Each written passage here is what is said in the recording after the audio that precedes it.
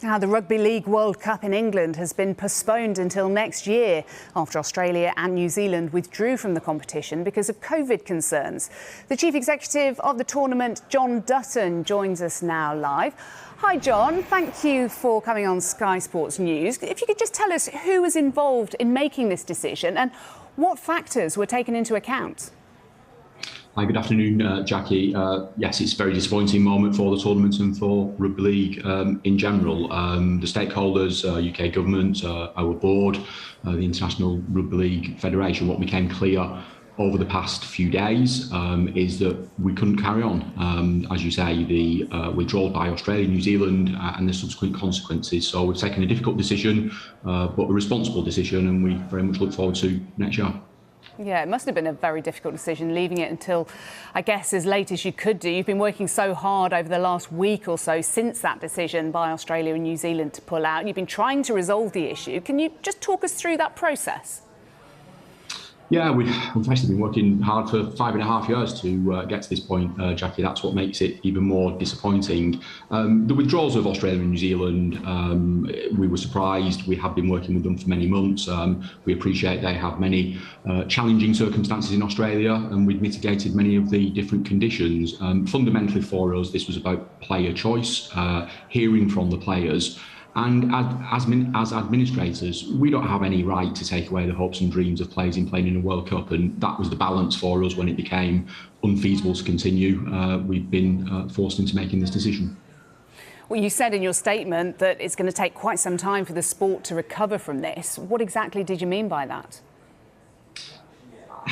I just think that this is a seminal moment for the sport of rugby league. Born in 1895, a World Cup first played in 1954, and a tournament that we got to such a wonderful position. Men, women, wheelchair playing alongside each other, 61 games across 21 different venues. So we will lose momentum. I think as we see other sports playing, we hear what's happening in Tokyo, just listening to the Lions there. So for rugby league not to be able to do the same as others is disappointing. But what we've got to do now is look to the future, focus on the horizon and keep going. We will deliver the biggest and best ever Rugby League World Cup. It will just be 12 months later than we had hoped.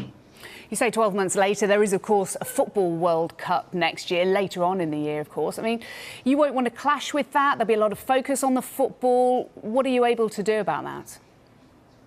Yeah, we're very conscious of that, Jackie. I think the Football World Cup starts on Monday, the 21st of November. So we will ensure with our new dates that we will now work very hard to put in place that we will avoid that. There's quite a small window for International Rugby League. But again, we'll be responsible, we'll be professional, and we will be communicative, in particular with the many people that have bought tickets and pledged their support to the tournament. We know the situation with Australia and New Zealand, two top nations pulling out, making it a very difficult decision for you ultimately. But of course there's no guarantees with this pandemic that it will have disappeared in a year's time or made it so much more manageable to be able to have the likes of Australia and New Zealand freely travelling over here and making it to their satisfaction that they feel comfortable coming. Is that a concern for you now? Or are you frankly trying not to think about that too much? We can't predict the future, can we? And we've all lived through the pandemic and such extraordinary circumstances for us all. What I think we are confident of doing, the safety measures we put in place were more than the sport has ever done before, quite extraordinary measures. And we are confident that over the next 12 months we'll work with partners, we'll keep doing what we are doing to wrap around the player welfare aspect. So who knows in the crazy world that we live in, what else will be thrown at all of us, but for the time being, 12 months, we will make the dates and we will stage the biggest and best ever World Cup. Yeah, it's great that you're being positive about it. That's the one thing you can focus on now, is trying to put on a great show in 12 months or so. But financially, this must have hit you quite hard. Do you have an idea as to the figure it might have cost you? Yeah, we do. We've been looking at an options appraisal in terms of the different circumstances for many months.